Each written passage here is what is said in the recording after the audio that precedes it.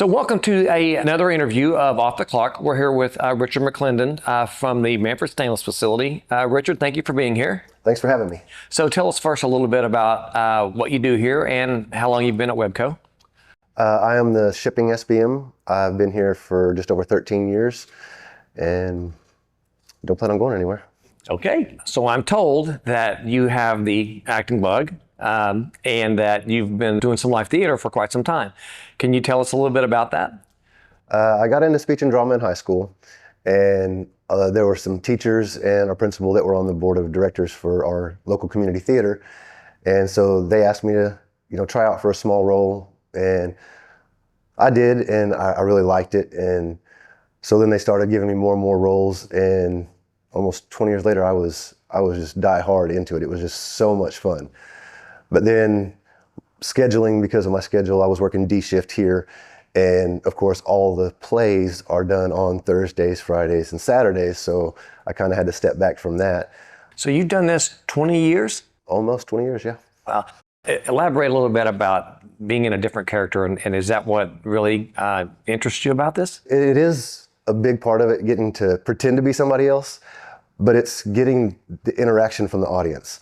Like when you and your cast are up there and you're just having fun. It's like the audience isn't even there, but then you hear them laughing at something that you say or do because they don't know the script. They don't know what's supposed to happen. So you may mess up, but you roll with it. Are you nervous when you do that? Never. Really? Yeah, I have no problem speaking in front of other people. I never really have. I think I get that from my dad. I tend to talk. I have one of those Oklahoma goodbyes where I say, okay, I'm leaving, I'll see you later. And 45 minutes later, I'm still in the door talking. Yeah. That's funny. What do you do? What sort of things do you do to prepare for a role? The first thing I do is I'll read this script front to back, get an idea of all of the characters, what the theme is. But then once you start going through the costumes and you start putting it on, you start feeling out your character. You may even have a different accent. You may even decide, this guy, he's been around. He's old and rough. He might have a limp too. I mean, it goes with the outfit, and it just kind of all comes together at the end. So it's a very creative process. Yes. Are you creative in other areas of your life as well? I write poetry. Okay. I've actually been published in the International Library of Poetry. Well, that's fantastic. That's great. I get that from my mom. My mom's an artist, and she writes poetry. I can't draw stick people. But both my daughter, she's an amazing artist. She even does tattoos. She actually works here during the summer. Really? She's going to OSU, but yeah, she can draw. It skipped a gene, or skipped a generation, but I can't. Do you think you gravitated towards stage because of maybe the memorization, or do you think it was the fact that you can create a character? I know you had a start, but you seem to have stuck with it. I like to entertain people. You do? Okay. I love to hear people laughing, and that's something that my dad was always big on. I loved watching my dad when I was growing up. He was always cracking jokes. He was always just off the heel funny. And I loved that. I loved seeing the people's reaction and seeing how happy they were just from a conversation with a stranger. And it made me feel like, that's something that I can benefit from this, because when you hear an audience start laughing, to hear one person in that audience start laughing, you'll notice that it's contagious, and then everybody's laughing. We did one called The Shame of Tombstone. It was probably one of the funniest plays that I got to be in.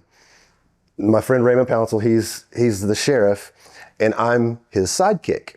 A crime was committed, and we're trying to figure out who did it. And we know who the villain is, but we can't prove it because the victim is incognito. Okay. So she's with us the whole time, but we don't know who she is. And then when we find out who she is, she's one of our favorite town people. So we've got to protect her from the villain. So at one point, we leave the stage and the villain's out there and he's ranting and raving and yelling. And then he thinks he knows who the masked canary is.